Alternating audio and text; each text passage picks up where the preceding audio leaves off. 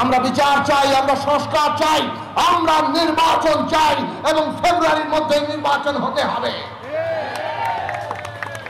বাংলাদেশের জাতীয় স্বার্থে 15ই ফেব্রুয়ারির মধ্যে যে নির্বাচনের ঘোষণা অন্তর্বর্তী সরকার দিয়েছেন সেইটা ভণ্ডুল করার কোন ষড়যন্ত্র কোন দিক থেকে আমরা মানব না। আমরা সেটাকে প্রতিরোধ করব। জনগণকে আজকে এই ঐক্যের জায়গায় আসতে হবে। আমার ব্যাখ্যায় কি গ্রহণযোগ্য হবে, অথবা জামাত ইসলামী বললেই কি গ্রহণযোগ্য হবে, অথবা বিএনপি বললেই সেইটাই মানতে হবে? আমরা পরিষ্কার করে বলতে চাই, এইভাবে যদি কেউ কোনো জবরদস্তি করতে চান তাহলে অনিবার্য সংঘাত হবে। সেই সংঘাত আমরা চাই না। বাংলাদেশ বিপর্যয়ের দিকে কেউ ঠেলে দিক, সেইটা আমরা চাই না। আমরা চাই যা রাজনৈতিক দাবি আছে নির্বাচনে যাবে, জনগণ ভোট দিয়ে ঠিক করবে কোনটা হবে। ঢালাইয়ে দৃঢ়তা, নির্মাণে নিশ্চয়তা।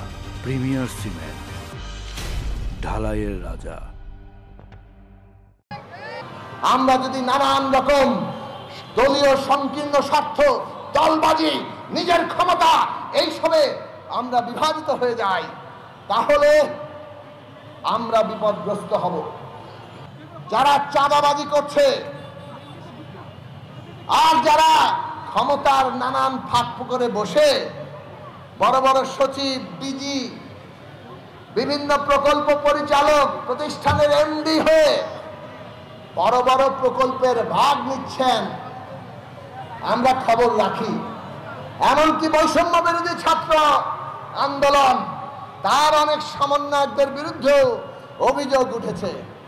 বিএনপি, জামাত, এনসিপি আজকে দুর্নীতির নানান অভিযোগ থেকে তারা কেউ বাইরে নয়। আমাদের এই কথাটা পরিষ্কারভাবে বুঝতে হবে।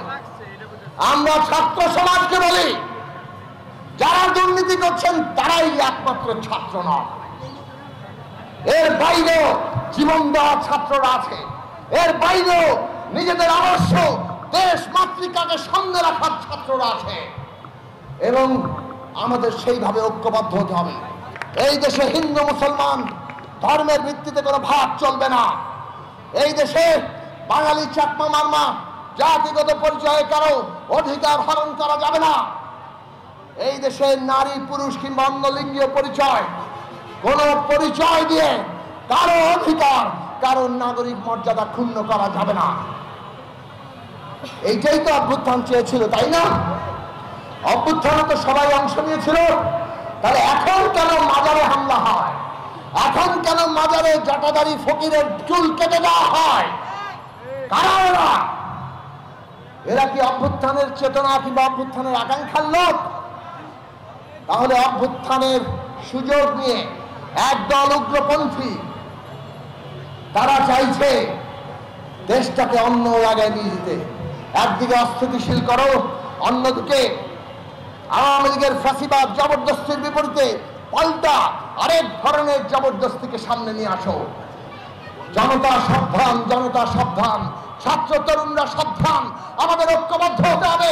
আমাদের ঐক্যবদ্ধ হয়ে যে কোনো ধরনের জবরদস্তির তৎপরতা রুখে দিতে হবে। তবেই বাংলাদেশ মাথা উঁচু করে দাঁড়াবে। তবেই আমরা এই দেশের ভেতরে, দেশের বাইরে সব ষড়যন্ত্র মোকাবেলা করে সার্বভৌম বাংলাদেশের আমরা মালিক হতে পারবো।